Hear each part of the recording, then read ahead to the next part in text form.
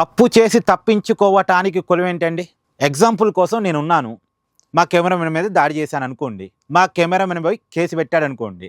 పోలీసులు నన్ను అరెస్ట్ చేయడానికి వచ్చారనుకోండి. నన్ను విచారించడానికి వచ్చారనుకోండి.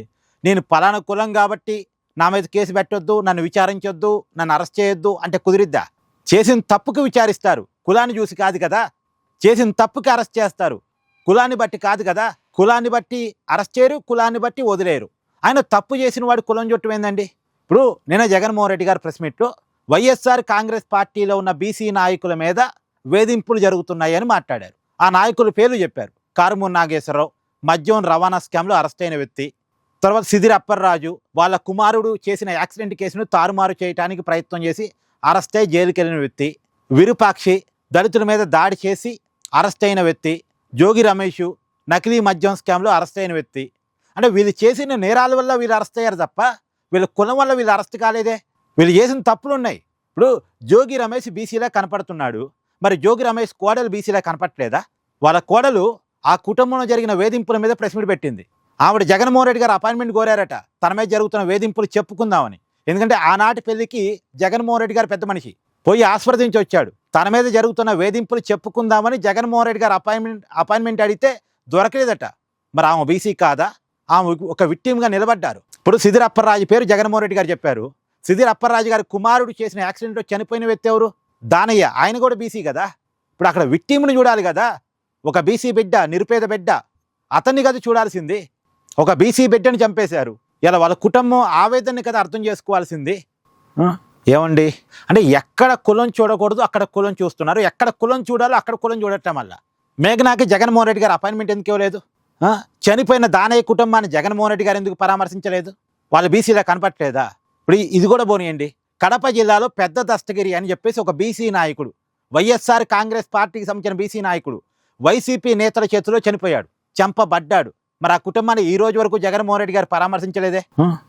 బీసీ వాదన మాట్లాడుతున్న జగన్మోహన్ రెడ్డి గారు దీనికి సమాధానం చెప్పాలి. సరే, ఇంకా ఆ మాటకు వచ్చినప్పుడు వైసీపీ అధికారంలో ఉన్నప్పుడు టీడీపీ నాయకుల మీద కేసు పెట్టారు కదా. కొల్లూరు రవీంద్ర మీద కేసు పెట్టారు, అరెస్ట్ చేసి జైల్లో పెట్టారు. మరి అక్కడ కొల్లూరు రవీంద్ర బీసీనేగా, టీడీపీ బీసీ నాయకుడి మీద కేసులు పెట్టినట్ట. ఆ మాటకు వస్తే అచ్చెన్నాయుడు గారి మీద కేసు పెట్టారు, బట్ ఆ కేసు నిలబడలేదు. ఆధారాలు లేకుండా కేసు పెట్టారు, ఆధారాలు లేకుండా 70 రోజులు జైల్లో పెట్టారు. పాపం పైల్స్ ఆపరేషన్ చేసుకొని రెస్ట్ మోడ్లో ఉంటే ఆ సమయంలో అరెస్ట్ చేసి వందలాది కిలోమీటర్లు తిప్పారు ఆయన్ని. ఇక్కడ కేసు అక్కడ కేసు అని చెప్పేసి. ఆయన ఏం పారిపోయే వ్యక్తి కాదు, అప్పుడు ఎమ్మెల్యేగా కూడా ఉన్నాడు. కానీ ఆ సమయంలో అరెస్ట్ చేసి ఆయన ఎంత ఇబ్బంది పెట్టారో అంత ఇబ్బంది పెట్టారు. చివరికి ఆయన మీద మోపిన అభియోగాల్లో ఆధారాలు లేవని చేతులు ఎత్తేశారు. అంటే అకారణంగా ఆయన ఇబ్బంది పెట్టారు. మరి బీసీ నాయకుడు కదా. మరి అయ్యన్న పాత్రుడు ఏదో ఒక అడుగున్నర ప్రహరీ గోడ ఎక్కువైందని చెప్పేసి ఆయన స్థలం కంటే గవర్నమెంట్ స్థలంలో ఒక అడుగున్నర ఎక్కువ కట్టుకున్నాడు ప్రహరీ గోడని. దానికి ఆయన ఇంటి గోడలు దూకి ఆయన కుటుంబాన్ని వేధించే ప్రయత్నం చేశారు కదా. మరి ఆయన బీసీలో కనపడలేదా? పెద్ద నేరం కాదు, ఎవరిని కొట్టలేదు, ఎవరిని తిట్టలేదు, ఎవరిని ఏమి చేయలేదు. ఒక అడుగున్నర ఎక్కువ భూభాగాన్ని ఆక్రమించి గోడ కట్టుకున్నాడట. దానికి ఆ రోజు చేసిన వేధింపులన్నీ అయ్యన్న పాత్రుడు గారి కుటుంబాన్ని. అంటే జగన్మోహన్ రెడ్డి గారు ఏం మాట్లాడినా అన్నీ ఆయనకే తగులుతాయి అన్న విషయాన్ని ఆయన మర్చిపోతున్నారు. ఇప్పుడు ఎందుకు ఈ బీసీ వాదం అంటే లోకల్ బాడీ ఎన్నికల్లో బీసీ ఓట్ల కోసం. సరే, బీసీలకి ఎవరేం చేశారు అనేది అందరికీ తెలుసు. ఇప్పుడు జగన్మోహన్ రెడ్డి గారు ఒకటి చెప్పుకుంటే అనేది కూటమి మరొకటి చెప్పుకుంటేనే కాదు.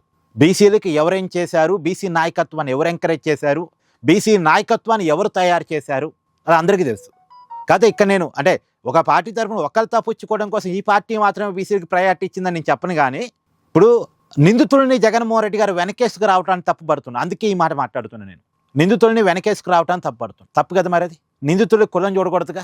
అవసరమైతే బాధితులు కులం చూడండి, జోగి మేఘనా గారి కులం చూడండి, చనిపోయిన దానయ్య కులాన్ని చూడండి, తప్పులేదు. కానీ నిందితుల కులం చూడటం ఏంది? తప్పు కాకపోతే ఏమంటారు? కామెంట్ చేయండి.